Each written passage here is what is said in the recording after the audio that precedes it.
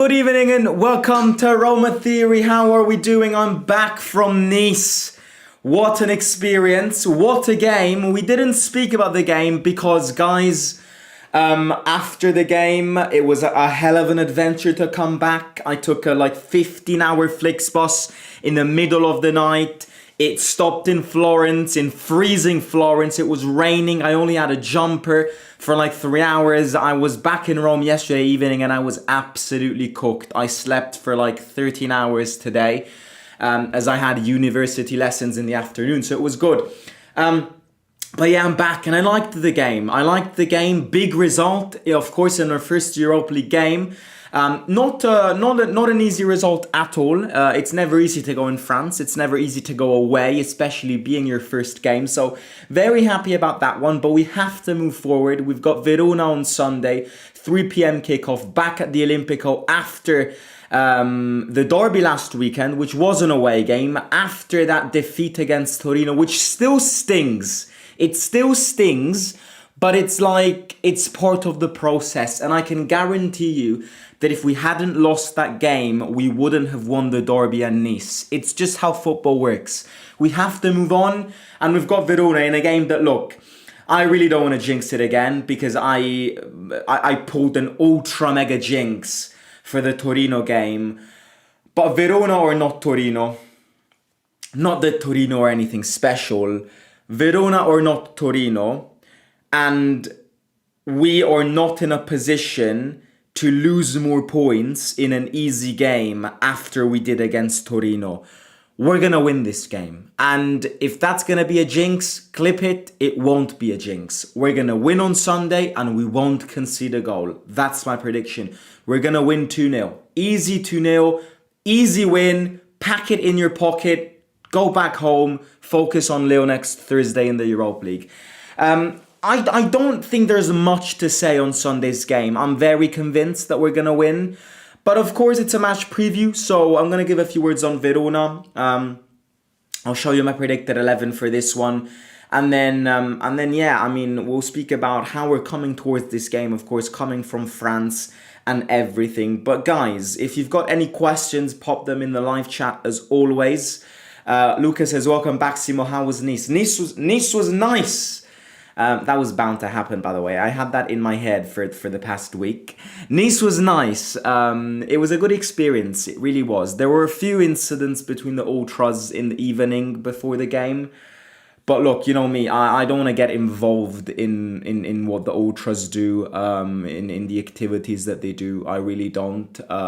They do what they want. But of course, some things are going to be punished. And my only fear is that UEFA will ban a few away games now after what happened in Nice, because I mean, a lot of people on my Instagram said, why was the Curva Sud banner in the other way around in the away end? And I didn't even notice because I was above the banner, so I didn't even see. I saw the pictures back at the hotel on the Flixbus, and yeah, a lot of people asked why it was flipped over. Basically, it was flipped over because when it's flipped over, it means that the ultras are protesting. And the ultras were protesting because a lot of ultras, like almost 120 ultras, got arrested in Nice because of what they did during the evening. So as a sign of protest, when these things happen in the ultras world, the ultras flip the Curva Sud banner on the other way around. Yeah, look, as I said, I don't want to get involved in the ultras world. It's not what I do. It's not my interest. But I do think there's going to be something now. I just hope they won't ban Celtic Park. I really don't. I really want to try and go to Celtic Park. It's been a dream since I was a child. Really, I really want to try and go to Celtic Park. It's not easy also because it's in a very risky period with the university. It's the period where they just bombard you with exams. 11th of December is a risky date, but I just need some luck. And if luck will be on my side, I'll try and be in Glasgow for the Celtic game. I won't manage to go to Rangers. I won't, but I'll try Celtic, and I'll try Athens in January, but I'm not sure if something will happen with the UEFA on the away ends after the incidents in Nice. But I got a little souvenir. I love paperback tickets. There's something about paperback tickets in such a technological world that just I want to keep as many as possible because it's so rare to find them these days. The smell as well. There's nothing like a smell of paper. Right, let's focus on. But Nice was nice. Thanks for asking. It was an adventure to come back. But as I said many times, I would do these things forever until infinity when it comes to following Roma away. I would take Flixbuses, overnight trains, anything. So it's part of the experience. The weather was nice in Nice as well. Good city, nice city. Right, Verona. Move on. I'm going to get on to the other comments at the end. Don't worry. If you've got other questions, pop them in the live chat. Don't forget to hit the like for the Nice game because we haven't spoken to each other after that Nice win. So let me know your thoughts on that game by leaving a big thumbs up and in preparation for this game as well, which we're going to win. I'm going to put my face and risk it and risk the jinx. So yeah, if you can subscribe as well, it would be great. Verona. Is this another trap game? A lot of people want to know. Is this another trap game? Is this going to be a Torino 2.0? No, it's not. No, it's not because, as I said many times, I think we needed that Torino defeat. As I said at the start, had we won that Torino game, we wouldn't have won the derby and Nice. It's how football works. That defeat, as much as it was a very stingy defeat because it was unexpected, it gave these players a big reality bite. And it made these players more focused, in my opinion. So I don't think we're going to lose again. I don't think we're going to drop points again. We're playing at home. We barely ever lose at home. That Torino game was very unexpected also because of that. I definitely don't expect us to lose again. And also because Verona isn't Torino. Now, again, it's not like Torino's Real Madrid, but Verona lack a lot of quality. They do. I mean, I think Verona this season are in a very big risk of going down. There are teams which are weaker than Verona. Pisa is weaker than Verona. Cremonese started off great, but you'll see that they were going to end up back in that relegation midst by May. Verona, the third relegated team in my opinion, I still think Cremonese are going down. I hope not, because if you sign Jamie Vardy, you don't deserve to go down. And I think they built a great side. They sorted it very well. But I do think something tells me they're still going to go down. Pisa are going to go down. Third team which is going to go down, in my opinion, as of now, very early into the season, is one between Verona and Lecce. I don't see quality. I don't see how these teams can fight not to get relegated. Their best player, in my opinion, is Gift Orban, Nigerian, played in the Belgian league, scored a lot of goals, scored in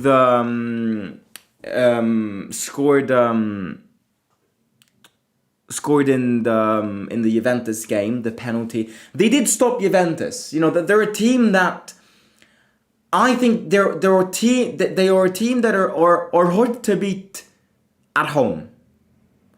Because going to Verona is always a pain. And I will say this, even if we've played Verona and they're in the Serie B, I will always say that going to Verona is always a pain because we have a bad record. But at home, it's different. At home, I see this game as a simple one goal in the first half, one goal in the second half, end it there, go back home. Not a spectacular win that makes you go 7-0, no.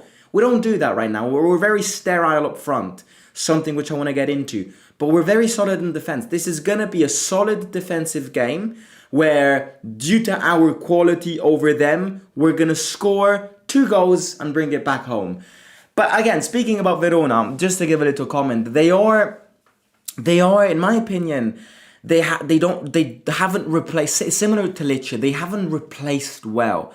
They've sold players, but haven't really replaced them. Now, of course, they struggle with money and everything. If you're Verona, you have to be careful on the money you spend if you're in the Italian league.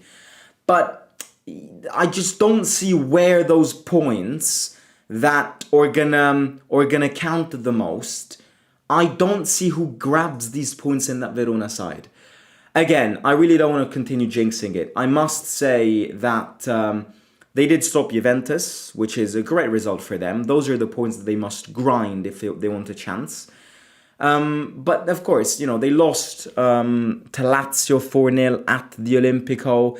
And Lazio are nothing spectacular this season. And in the first two games of the season, they drew at home to Cremonese, not scoring one goal. And they drew against Udinese. And in the meantime, I completely forgot about this because I was in Nice. But the day we won against Nice, they got thrown out in the first round of the Coppa Italia on penalties by Venezia. Their morale is down. Their morale is down. Again, I don't think we have to add much about Verona because I don't think we have to add much because there's nothing to add. They play with a 3-5-2. Look, they've got a few fast players up front, so of course those long through balls like the one that Dia had in the derby and bottled it, those are the chances that we can't give to them if we want to keep a clean sheet. But this defense, at time of speaking, is very convincing and it's hard to penetrate us. It's really, really, really hard to score against us because Mancini and Indica and whoever is playing next to them, whether it's Hermoso in the first few games or Celik in the last few games, Derby and Nice included, they're playing very well. Mancini's playing phenomenally. The goal that Mancini scores against Nice, forget about the defensive part. I just want to focus on Mancini scoring. That is the Gasperini goal. That Mancini goal against Nice is the first Gasperinian goal that I've seen my team score since we have Gasperini. That is Gasperini's hand. 100% of that goal comes from Gasperini. Defender running into the box, perfect cross by Samikas, banger and goal. And it's worrying because our defenders are scoring more goals than our strikers. Or attackers in general, we must say. And that's what we want to focus on. Because that's where the problem lays. Again, not to dig a deeper hole, but we have to speak about it because he started against Nice. But Dovbyk right now is inexistent for me. Dovbyk right now is non-existent for me, guys. He is non-existent for me. People will say, I've seen worst performances from Dovbyk, and I agree. We've definitely seen worse performances from him than the one against Nice on Wednesday. But he is non-existent. Like, Dovbyk adds no effing presence up front. We struggle getting closer to the goal when we start with Dovbyk because he adds no point of reference. He adds no light. It's like a lighthouse whose energy is out, whose electricity is out of batteries. The boats around it are gonna sink. They have no indication from the lighthouse. And right now with Dovbyk, it's exactly this. It's a lighthouse with no electricity. A striker should be a point of reference, and he doesn't. So you already have a striker that as of today is non-existent. For me, as of today, 26th of September, I will continue defending him because there's no other solution, but he's non-existent. He's non-existent, he's a ghost. It's like starting 10 against 11 when we saw with Dovbyk right now. Ferguson adds presence, adds points of references, adds pivots perfectly well, but doesn't score goals. And that's a problem that, look, we won against Lazio, so all of us are excited. We backed it up with a win against Nice. All of us are excited. It's a big problem. If your strikers don't score goals, it's a very big problem. You're not going to go far. You can win a game, you can win 2 games, you can get lucky the 3rd time, the 4th time, if your strikers don't score goals. Because we can't possibly always depend on defenders to win us games. And Sule scored against Pisa, very good goal. Pellegrini scored against Lazio, very good goal. But other than that, only defenders are scoring. Wesley against Bologna, and Ndika Mancini against Nice. So look, it's something that we're not looking at intensively right now because I agree, everything is going well. Ecstasy around Roma, excitement around Roma, yes. But you'll see that in the long term, this is not going to be sustainable anymore because you're going to have games where, defenders can't always score goals. I don't know how to explain this. If Mancini had if Ndika had a sense of scoring in his DNA, he wouldn't play a defender. But he's a centre back.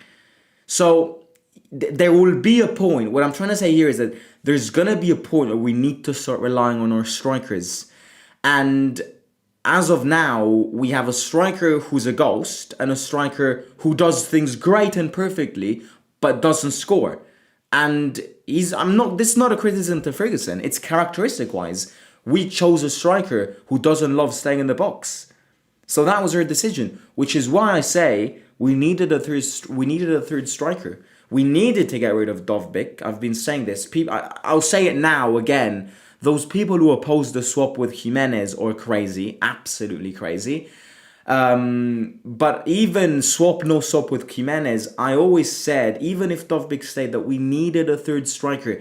And out of nowhere, I pick the name of Eldar Shomurodov and pop him on the table and go, in these situations, with all the technical limits that he had, because Shomurodov wasn't technically good, but he added a sprint and an intensity sprint and a goal-scoring mechanism that I don't think our strikers right now are giving. So, with the use of hindsight, of course, all of a sudden, the name of Shomurodov comes back into the mix, and we all go, actually, you know what? It wasn't that bad if we kept him. So, look, again, with that being said, we're gonna win against Verona. This is not a problem that we'll face against Verona on Sunday. I know I'm sounding very confident, guys. I really am not trying to jinx this, but sometimes you have to be confident in lives. And if you think we don't beat Verona on Sunday, you're pessimistic. We're gonna win on Sunday. I'm just pointing this out because it's a problem that in the first month of action has been a recurring one. And yeah, we'll see. But, for example, after this Verona game, we have 3 games that are not easy games. Lille on Thursday in Europe, Fiorentina away next weekend, and after the break, we have Inter at home. These are games that there will be a time, especially these games, where you need your strikers to click. Because otherwise you won't score goals, and against these teams you will end up conceding because our defense is great, yes, but we can't keep. I think it's physically impossible for us to keep keeping clean sheets. So there's gonna be that day where eventually we'll concede a goal and we won't be able to score one, and that's where you lose 3 points, like Torino, for example, like what happened 2 weeks ago against Torino. Predicted 11. Predicted 11 is this. Few changes from Nice, of course, but a few confirmations from Nice as well. I'm liking Cilic. I don't think Hermoso is fully back fit. Against Nice, he got subbed on the last 10 minutes. He had a very big bandage on his leg, so he's not fit. Why risk him? We've got games after games after games now that Europe has started. Cilic is playing well, might as well keep this moment of positivity and momentum from him. I think he plays better in the back 3, always been saying this. And other than that, Mancini and Ndika. In the middle, Wesley back. I think Wesley back because I think Rensch starts in Europe and Wesley starts in the Serie A. Which is good. Having 2 fullbacks which are giving it both their best is good because they can compete against each other. As of now, I'd keep Wesley in the league and I'd keep Rensch in Europe. On the other side, one of my man of the matches for Nice, at least from what I saw from the away end, was Tsimikas. I mean, Tsimikas put 2 crosses into the box, one which led to Mancini's first goal being disallowed, and the second one which led to that banger of a goal from Mancho. I've never seen a Roma player cross the ball like that in probably the last 5 years. Never, and I'm not exaggerating. So the fact that I've seen 2 perfect crosses, which led to 2 goals, in one game, in my opinion, is already a win. And I've been saying this, in the long term, Tsimikas will start ahead of Angelino. He will start on Sunday, in my opinion. And in the middle, the only question marks that I have is that duo. Because I can see a lot of things happening. I can see Kone resting. I can. He's been playing every game for 90 minutes. He's a player which consumes a lot.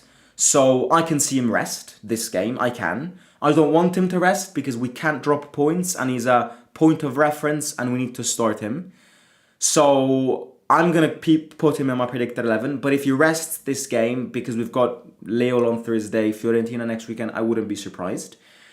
I can see Cristante back starting because he didn't start against Nice. But I also can see Elanawi starting because he played a great game against Nice. So a lot of things can happen in that midfield duo. I'm going to insist on this one, but I can see a lot of variations. And up front, Pellegrini is living a great moment, back with a goal in the derby and changed the game against Nice. Sule and Ferguson up front. So that's going to be it, I think. Up front, there aren't going to be many doubts. Especially because El Shaarawy is not playing well. So we need Pellegrini to start before Paolo and Bailey come back.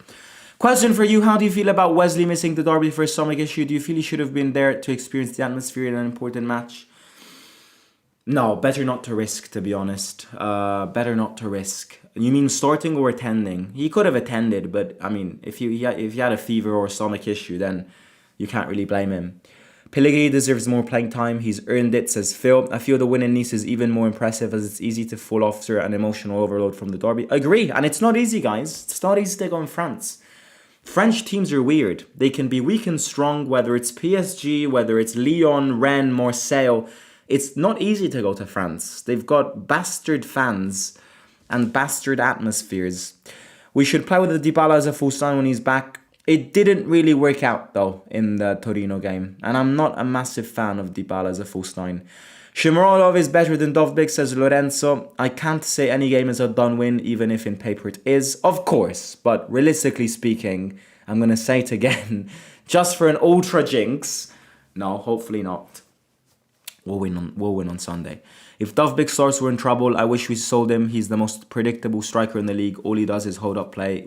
And he doesn't even hold up the play, mate. That's the problem with Dovbyk. That's the only thing he does, and he can't even do that. We should have just kept Lukaku if we wanted. Oh, of course. I mean, comparing Dovbyk to Lukaku is like comparing fucking, I don't know. I'm trying to think of something. It's like comparing a rose and a stick, like a branch. Who's the most beautiful? Would you rather give your girlfriend a rose or a stick straight from the tree? I don't know. Like it's like comparing those two things. Our strikers don't create anything for themselves and opponents' defenders don't feel threatened at all up the middle. They don't have to worry at all about being one-on-one on through balls, says Marco. What was the right issue in Nice and how will it affect our future attendance in Europe? Well, nothing has been confirmed, but you know, UEFA hates us and there were fights between both the ultras and the police in that night. So yeah. I something tells me they're gonna ban a few games, but hopefully they won't ban Celtic because I really want to try and go. Right, I'm gonna catch you tomorrow with the press conference reaction. Hit the like, subscribe. 120 likes would be great. Let me know your predictions down below and your little thoughts, and talk to you soon. See you at